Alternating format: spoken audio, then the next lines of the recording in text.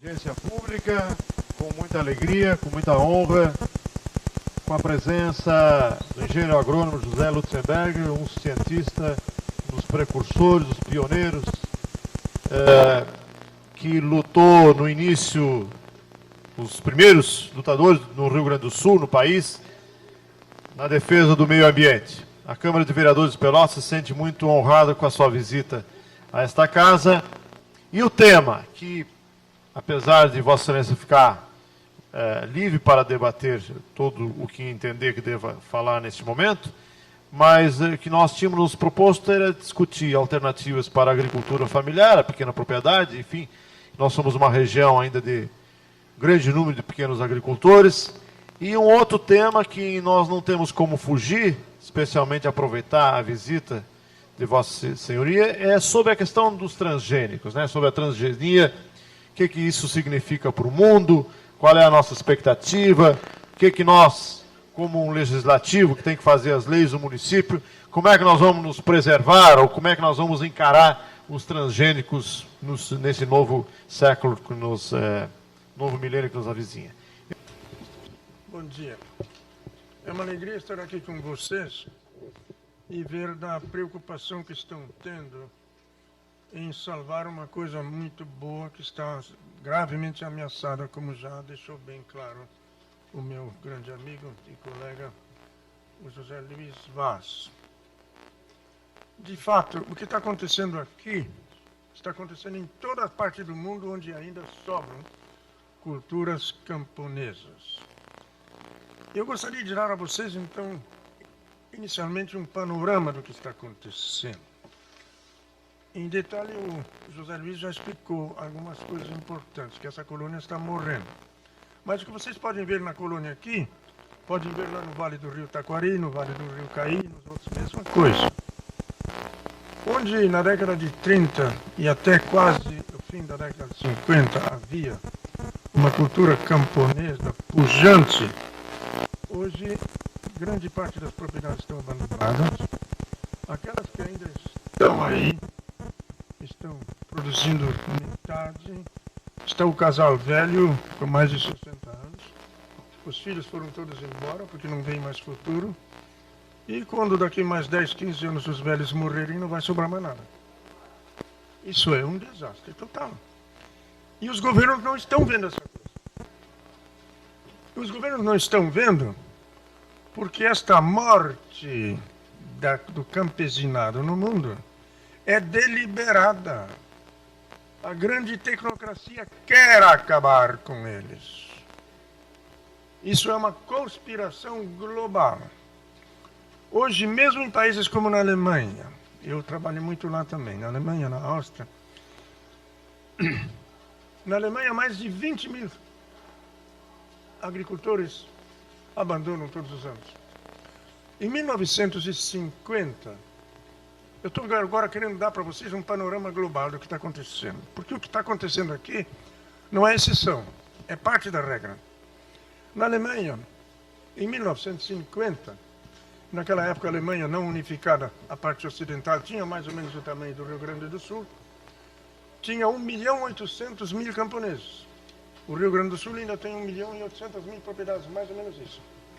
Hoje, na Alemanha, sobra 400.000 propriedades. E os tecnocratas em Bruxelas, os chefes do mercado comum europeu, dizem claramente que isso tem que baixar para 200.000. Isso é o alvo. Por que está acontecendo isso no mundo inteiro? Eu, pessoalmente, assisti na Índia, em Bangalore, uma demonstração de 500.000 camponeses indianos demonstração contra o Banco Mundial, contra o Fundo Monetário Internacional, contra o WTO, World Trade Organization, Organização Mundial do Comércio, contra a biotecnologia e a favor de uma coisa importante, a favor de uma agricultura orgânica camponesa. O próprio governo indiano está fazendo o possível para acabar com o pequeno camponês. Vamos explicar primeiro o que é camponês. Eu não sei por que razão, no Brasil, a palavra camponês desapareceu do uso comum. Só quem usava essa palavra eram os comunistas com outras intenções. Nos países de língua castelhana se fala sempre de campesino. E no Brasil não. E a palavra colono, entre nós, quase que se tornou uma palavra feia. Os colonos chegam a ter vergonha de ser colono, quando deveriam de ter orgulho. Porque aqui no sul do Brasil, é o único lugar, a única parte do Brasil em que se permitiu o crescimento de uma cultura camponesa. O Brasil, ao contrário do que aconteceu nos Estados Unidos, que foram colonizados, aliás, 50 anos mais tarde que o Brasil, nos Estados Unidos surgiu desde o começo uma cultura camponesa, lá naquelas 13 colônias, lá na Nova Inglaterra. E por isso os Estados Unidos se tornaram o grande país que são. No Brasil predominou sempre o grande latifúndio. O latifúndio faz pobreza, o camponês faz riqueza. Vejamos o que é realmente camponês, o que é latifúndio.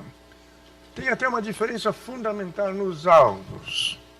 O camponês, e surgiram culturas camponesas em todas aquelas partes do mundo, Europa, Ásia, aqui na América do Sul, só nos Andes, porque o resto era silvícola. No México, na Guatemala, na América Central, na África e toda a Ásia Sudoriental até o Japão. O camponês quer produzir comida para sua família, para sua comunidade, para sua região. Se eu quero produzir comida, eu não vou plantar só cana, né? Ou só algodão, ou ter só gado, ou plantar só café. Se eu quero fazer comida, eu vou fazer de tudo um pouco. Eu vou ter uma cultura diversificada. Aliás, uma lição que pouca gente se lembra, mesmo na Alemanha as pessoas não se lembram. O que salvou a Alemanha em 45? Em 45 a Alemanha estava totalmente destruída. Todas as cidades de mais de 100 mil habitantes destruídas, 80%, 90%, tudo ruínas. As fábricas não funcionando mais, o povo perambulando. Na região de ocupação ocupação francesa, inglesa e russa, o que sobrava de indústria foi demolido para levar, arrancava até os trilhos dos trens para levar, os russos levavam até as patentes das casas, o que sobrava levavam, os alemães estavam numa merda total. O que salvou os alemães? Ainda existia uma cultura camponesa intacta, que hoje não existe mais. Aí a pessoa da cidade ia para o campo, trocava qualquer coisa, um relógio, um piano, uma joia, por comida. E o camponês tinha comida. Ele tinha trigo, ele tinha cevada, ele tinha centeio, ele tinha aveia. Lá não se plantava milho naquela época. Ele tinha verdura, ele tinha frutas, ele tinha leite, ele tinha queijo, ele tinha galinha, ele tinha ovo, ele tinha de tudo. Naquela época era comum a gente ver, num galpão de camponês, 20 pianos lá dentro, e o cara não tocava piano. Porque gente da cidade trocava um piano por um saquinho de trigo. É verdade que o Plano Marshall ajudou, mas não tivesse sentido esse camponês de sabedoria milenar, que sabia fazer de tudo, a Alemanha não existia mais hoje, eles teriam morrido como mosca. Agora, se hoje acontecer na Alemanha, ou na Inglaterra, ou na França, ou no Japão, num país chamado moderno, uma fração do que aconteceu naquela época, e não precisa cair uma única bomba. Se hoje der um colapso financeiro, ou se der um colapso nos transportes, na energia, nas comunicações, nos computadores, eles vão morrer como mosca. Porque hoje o agricultor alemão, ele também teria que ir aí. Aquela coisa se chamava hamster, do hamster, não é? Eles iam hamster no campo. Hoje o agricultor também teria que ir hamster. Porque ele não tem mais nada. Ele é um especialista. Hoje, por que nós estamos plantando soja aqui? Para engordar a vaca gorda lá na Alemanha, na Inglaterra, no Japão, na França. Hoje o agricultor alemão é um especialista. Se ele tem 20 hectares e tem 200 vacas, alimentada com nossa soja. Basta o nosso soja não chegar mais lá, eles estão liquidados. Basta os bancos não funcionarem, eles estão liquidados. Mas onde é que hoje o próprio agricultor teria que procurar comida em outro lugar? Porque só tem uma coisa, ele tem só milho verde para o gado dele e o soja, quando ele faz leite é com o nosso soja e assim por diante. Isso não tem futuro. Felizmente está surgindo uma reação a isso. Também nos Estados Unidos, uma coisa que aqui no Brasil em geral não se sabe. Até uns 20 anos atrás, nos Estados Unidos, era muito difícil tu encontrar uma propriedade agrícola de mais de 30 hectares. Latifúndio só no sul. E por isso houve a Guerra de Secessão. Até as grandes fazendas de gado no oeste, nos Estados Unidos, na maioria dos casos são propriedade do Estado. E o fazendeiro arrenda. E se ele não trata direito, o Estado tira dele. Veja o país ultracapitalista que são os Estados Unidos. Então, se nós quisermos deixar futuro para nossos filhos, não é com essa agricultura moderna, de grandes monoculturas, como nós fazemos Santo Ângelo, Passo Fundo, Carazinho, com toda aquela parafernália de máquinas de química, etc. É com uma volta, não digo ao primitivismo técnico, e na realidade não é volta, é ir para frente, numa cultura camponesa sadia, em base familiar. Essa é a única que pode nos alimentar. A própria monocultura foi inventada pelo colonialismo. Por que surgiu a grande monocultura? Quando os ingleses e os outros poderes coloniais dominavam um país como a Índia, por exemplo, o inglês queria tirar alguma coisa de lá, mas o camponês que produzia comida para ele, para a região, não tinha o que tirar. Eles queriam grandes quantidades de chá, de algodão, de açúcar. Aí eles marginalizaram aquele povo e fizeram as grandes monoculturas. A agricultura moderna surgiu do colonialismo. Então, um aspecto fundamental. Uma das grandes mentiras que nos são avançadas pela grande tecnocracia hoje, e que infelizmente quase todo mundo aceita, e os políticos estão aceitando, não estão brigando em cima disso, é de que essa agricultura moderna é tão eficiente, que só mesmo ela resolve os problemas da alimentação da humanidade. Então se diz o seguinte, vejam, em 1900, ainda, mesmo num país como os Estados Unidos, como na Alemanha, na França, na Inglaterra, no Japão, em 1900, 60% a 80% da população era agricultor. Hoje, nos Estados Unidos, 1,7% da população americana é agricultor. Ainda em 45, quando terminou a última guerra, eram 40%. Nos Estados Unidos, na Alemanha, França, etc., 40% da população era camponês. Hoje, nos Estados Unidos, 1,7%. Então se diz, vejam só, que eficiência de tecnologia moderna é essa? 1,7% da população consegue alimentar toda a população. Enquanto que antes precisava 80%, 60% trabalhando duro no campo. Ora, para quem acredita, isso é uma grande ilusão. Mas aqueles que avançam esse argumento sabem muito bem que isso é uma grande mentira. Não é verdade que 1,7% da população americana alimenta 100% e ainda sobra para exportação. Não é verdade. É verdade sim que 1,7% da população americana se diz agricultor.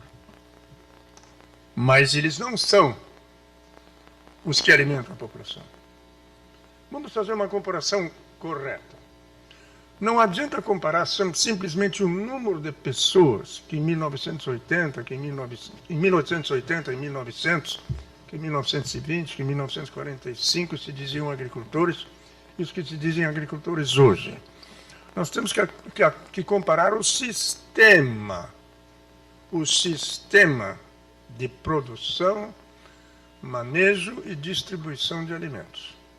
O que era aquele velho camponês tradicional? E aqui nós temos um lindo exemplo de uma coisa muito, muito bonita e boa que infelizmente está morrendo e que nós temos que salvar. O velho camponês, as velhas culturas camponesas eram, se eu olhar a economia de um país como um todo, ele era um esquema autocontido, um esquema autárquico. Quer dizer, que produzia todos os seus próprios insumos. Um esquema autárquico de produção, manejo e distribuição de alimentos. Aquele velho camponês, e vamos reintroduzir essa palavra no uso diário brasileiro. Aquele velho camponês produzia todos os seus insumos. Ele não precisava de multinacional para vender adubo para ele, para vender veneno para ele. Ele não precisava de banco, não precisava de governo. Ele pagava imposto porque queria. E se não quisesse, não precisava. O governo não dava nada para ele. Ele produzia seus próprios insumos. O seu adubo era o esterco de seus animais, era a rotação de cultivos, era adubação verde, era consorciação, era compostagem, cobertura morta, cobertura verde. A sua energia também crescia do seu campo, porque ele usava animais de tração que se alimentavam da sua terra, do seu feno, da sua silagem, do seu pasto. Isso era energia solar. Isso era eternamente sustentável. A agricultura de hoje não é sustentável, ela vai estourar dentro de 10, 20 anos. A pouca manipulação que os alimentos sofriam naquela época era feita ou na propriedade ou na aldeia. Tinha os matadouros pequenos, os moinhos pequenos. Aqui vocês tinham dezenas, não sei quantas, até centenas, não é? De fabriquetas de doces, de marmeladas, etc. Aliás, Pelotas era mundialmente conhecida por seus doces por causa disso. Os poucos instrumentos que aquele agricultor usava, o arado, as carroças, etc., eram feitas pelos artesãos da aldeia, que contavam também como agricultores, estavam dentro daquela estatística, daqueles 80%, dos 60%, dos 40%. E aquele agricultor praticamente levava os seus produtos quase que na mão do consumidor, no mercado semanal. Uma coisa que pouca gente se lembra. Por que na nossa língua nacional, no português, nós dizemos não lunes, martes, miércoles, dizemos segunda, terça, quarta-feira? Isso é uma linda relíquia daquele tempo. As feiras, em que o agricultor trazia comida direto para a cidade, para o pequeno armazém, ou direto na mão do consumidor. Então, vamos fazer a comparação certa. Aquele camponês tradicional era todo o food system, como se diz no inglês. Era todo o sistema de alimento. Produção, manejo e distribuição. Por isso, ainda em 45, em países ultra adiantados, 40% da população se dizia camponês. Hoje, o que é o agricultor moderno nos Estados Unidos? O que é o plantador de soja lá em Santo Ângelo, Passo Fundo, Carazinho? Ele é um tratorista, espalhador de veneno.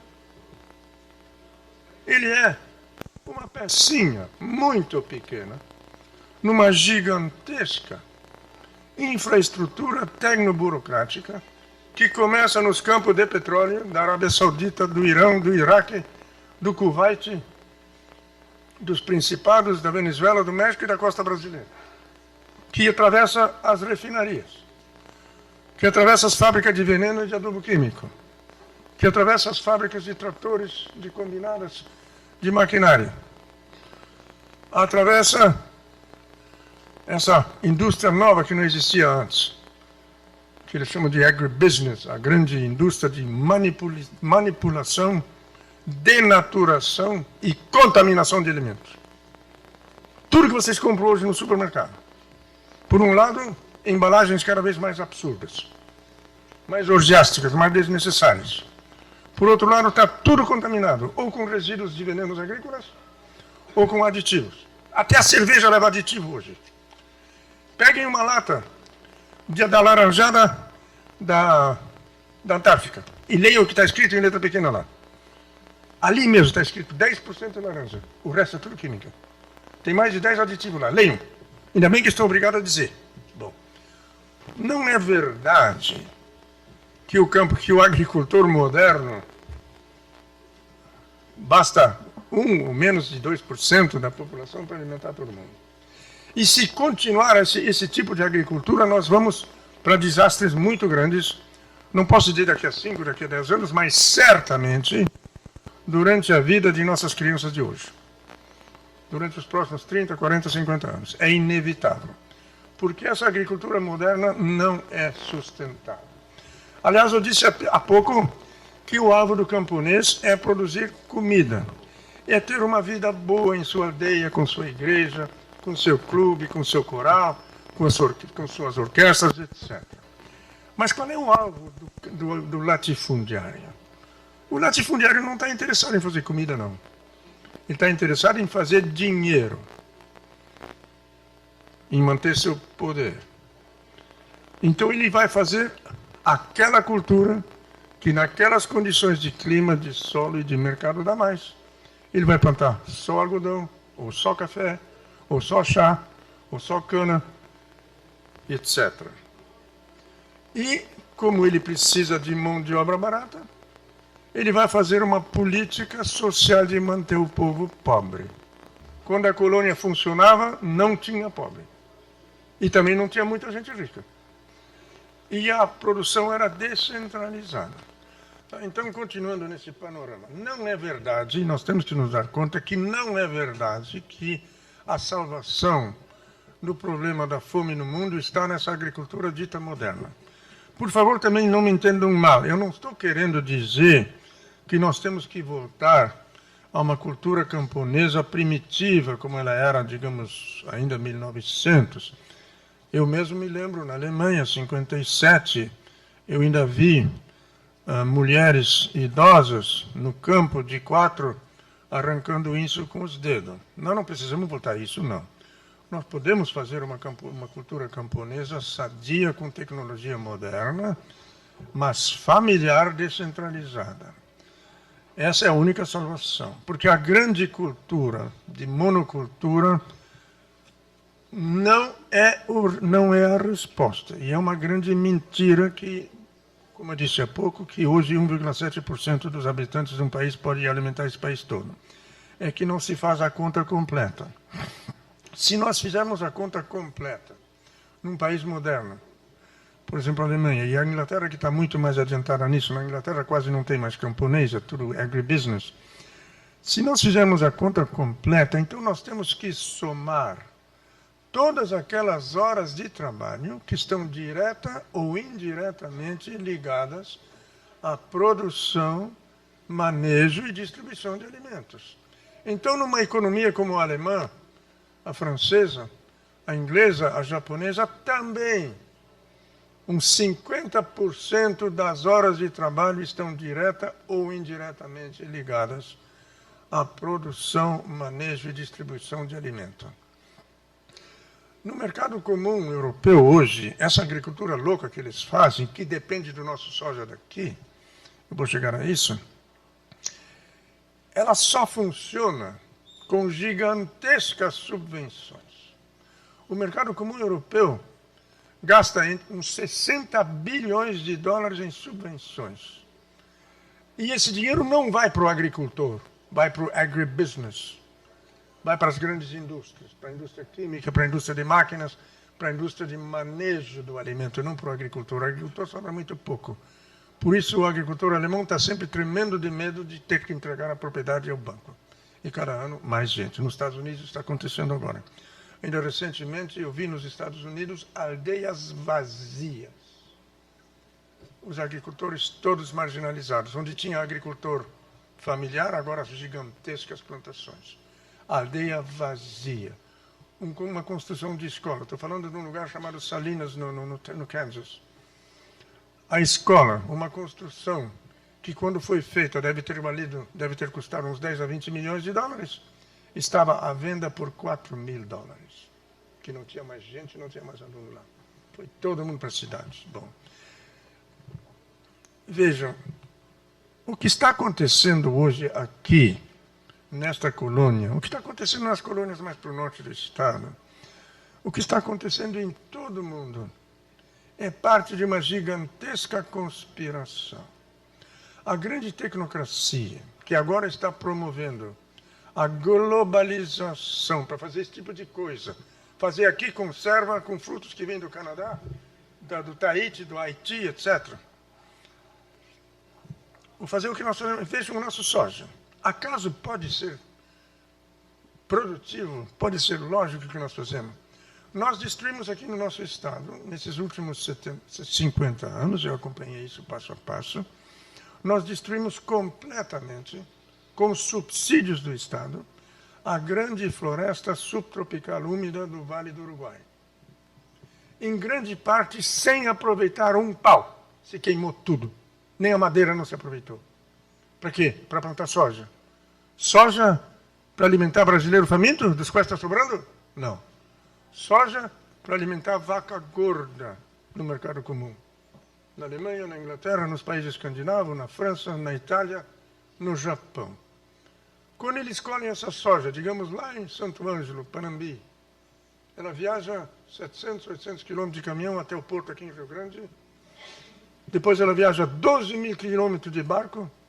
Quando ela chega num porto da Europa do Norte, Bremen, Hamburgo, Amberes, Amsterdã, Londres, Oslo, Estocolmo, ela viaja de novo algumas centenas de quilômetros de caminhão, aí eles engordam um porco ou gado. Quando eles engordam um porco com o nosso soja, no norte da Alemanha, em Schleswig-Holstein, aquela parte da Alemanha que toca na Dinamarca, quando eles abatem esses porcos, as metades viajam de caminhão de novo, 1.400 quilômetros, até o sul da Itália, atravessando os túneis dos Alpes, vão até Nápoles para fazer salame italiano. E depois esse salame italiano volta de novo até Oslo. Acaso isso pode ser eficiente? Isso não tem nada que ver de eficiência. Isso está tudo altamente subvencionado.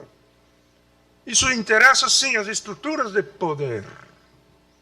E essas não querem mais ver campesino, camponês autônomo, que se alimenta a si mesmo e vende regionalmente. Isso é subversivo na cabeça deles. Isso tem que acabar. E, infelizmente, essa luta, essa briga não está nos grêmios políticos, que a maioria das pessoas não se dão conta. E o agricultor que se marginaliza, pois é, eu não tive condições de arcar com essa tecnologia moderna. Ele bota a culpa em si mesmo, quando ele está sendo vítima de uma gigantesca conspiração global. Vejam mais um detalhe. Eu estou mostrando que essa agricultura moderna não é mais eficiente em termos de mão de obra. Aliás, tem até mais um detalhe. Eu disse que na Europa, o mercado comum europeu está agora em 60 bilhões de dólares de subsídios para esse tipo de loucura, para poder fazer o que eles fazem com o nosso soja. Se pelo menos nós engordássemos boi aqui com o nosso soja, exportasse carne, já seria melhor. Imagina nós exportar a fertilidade dos nossos solos para alimentar vaca e porco na Europa ou no Japão. Tem cabimento isso? Então, pelo menos vamos botar a plusvalia aqui, vamos exportar carne, né? Nem isso. Bom.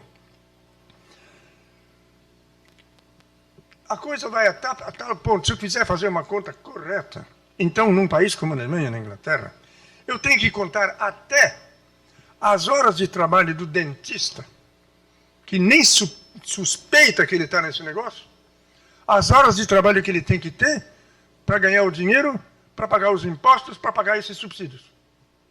Ele também está nesse negócio, sem saber. É que não está se fazendo contas corretas. Quando os economistas modernos se veem confrontados com a fábrica de tratores, de combinadas, de arados, eles dizem indústria de máquinas. Mas isso é agricultura moderna. Faz parte da agricultura moderna. Quando ele está olhando a fábrica de venenos, de agrotóxicos, a fábrica de adubos químicos, ele diz indústria química. Mas isso é agricultura moderna. Tem que entrar nessa conta. Então, não somente essa agricultura moderna não é mais eficiente em horas de trabalho, ela também não é mais eficiente em produção por hectare. Isso é outra grande mentira. Nós estamos conversando hoje de manhã. O que nós estamos produzindo na parte moderna da nossa agricultura? Nas grandes plantações de soja. Máximo 2.500 quilos de alimento por hectare, que não é para brasileiro, hein?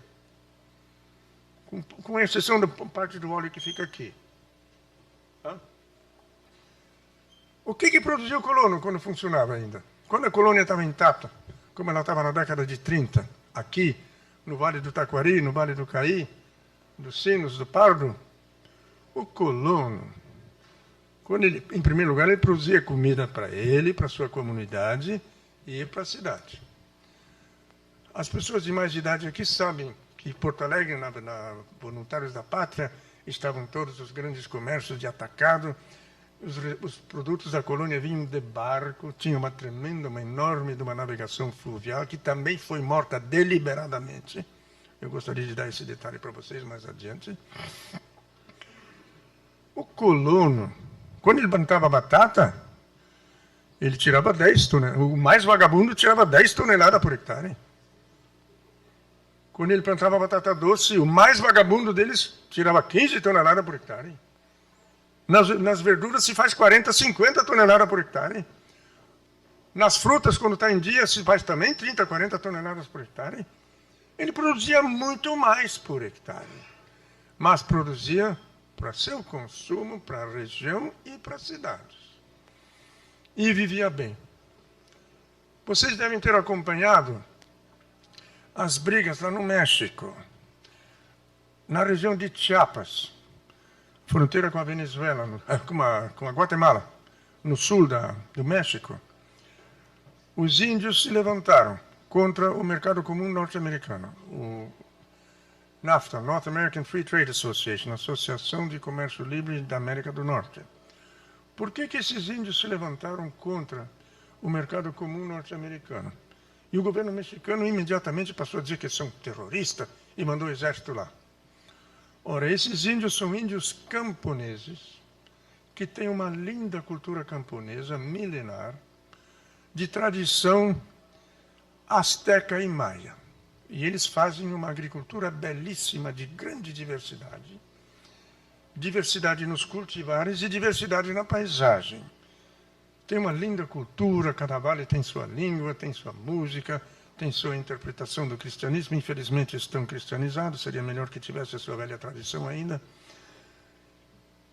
Por que eles se levantaram contra o mercado comum norte-americano? Porque eles sabem que no momento que o México abre as fronteiras para os produtos altamente subvencionados do agribusiness americano, eles vão para a favela. Então estão se levantando contra isso. Aliás, um detalhe, essa agricultura moderna, uma conta que ninguém fez, nos últimos 50 anos, ela marginalizou no mundo centenas de milhões de pessoas. Por que as nossas grandes cidades estão o monstro que são? São Paulo, Rio de Janeiro, Porto Alegre já está com 600 mil habitantes na subhabitação. Cidade como México City, 22 milhões de habitantes. Mais da metade, 3/4 partes numa miséria indescritível. E cada vez mais. É o preço dessa agricultura moderna que ninguém está contabilizando. Sem falar nos estragos ambientais, como nós fizemos aqui, que acabamos com toda uma floresta, desnecessariamente. Sem vantagem nenhuma para o povo brasileiro, só para meia dúzia de ricos. Ora, o governo mexicano então mandou o exército para lá. Felizmente aquele pessoal está brigando mesmo e tiveram que conversar. Então agora ficou claro que eles não são terroristas, não, eles estão lutando pela sua sobrevivência. Aí o governo mexicano diz, mas esse pessoal é atrasado, eles não produzem nada. Numa plantação moderna de milho, se produz 6 mil quilos, 6 toneladas por hectare por ano, e esses caras produzem 2 mil. São uns atrasados. Esse é o argumento oficial. E é verdade que na lavoura moderna se produz 6 mil quilos de milho, e eles produzem 2 mil. Mas essa é uma parte muito pequena da verdade. Naquela lavoura moderna, se produz 6 mil quilos de milho, e é só isso. E nada mais. 6 mil quilos, com toda aquela parafernália de química e de máquina, e aquele agricultor tremendo de medo de ter que entregar a terra dele para o banco. Agora, por que aquele índio produz 2 mil quilos de milho por hectare? Porque ele planta o milho afastado, o milho serve de haste para feijão, no meio do milho ele tem abóboras e mogangas e pepino, ele tem toda uma coleção de cucurbitáceas, ele planta batata doce, ele planta ervas medicinais, lá eles não plantam mandioca, mas ele produz ali o alimento para o seu gado, os seus animais, em geral animais pequenos. Ele produz mais de 25 toneladas de alimento por hectare. Mas ele não produz PIB. Estão entendendo? Isso é subversivo na cabeça da grande tecnocracia, por isso tem que acabar. Esse cara atrasado, onde é que se viu? Eu me lembro muito bem, agora me veio isso, essa memória. Quando eu voltei da Alemanha, aliás, eu tive 15 anos fora, trabalhando numa grande multinacional alemã, mas na maioria do tempo em outros países. A última estadia minha foi em Marrocos. Quando eu voltei para o Brasil, em 1971, aí eu tinha que ser autônomo, eu estava com 45 anos, nessa idade ninguém mais te dá emprego, nem eu queria emprego. Um dos primeiros trabalhos que eu fiz foi traduzir para o português um trabalho em alemão, feito pela antecessora da GTC. Eles fizeram um levantamento do rio Taquari e do rio Caí, e em parte também do rio Gravataí. Um trabalho de 1.600 páginas em linguagem altamente acadêmica e técnica, com muitos gráficos e tabelas. Primeira coisa que me chocou, imagina só a visão tecnocrática. 1.600 páginas de um estudo supostamente altamente científico sobre 3 rios. E nessas 1.600 páginas, nenhuma única vez apareceu a palavra peixe. Vejam o pensamento reducionista dessa gente. Mas eu me lembro disso agora porque, quando eles falavam dos colonos, na região daqui dos rios que eu acabo de mencionar, os caras que fizeram esse estudo consideravam esses colonos extremamente atrasados. Imagina, eles produzem quase tudo o que comem. Eles não produzem quase para o mercado, somando para o mercado o que sobra.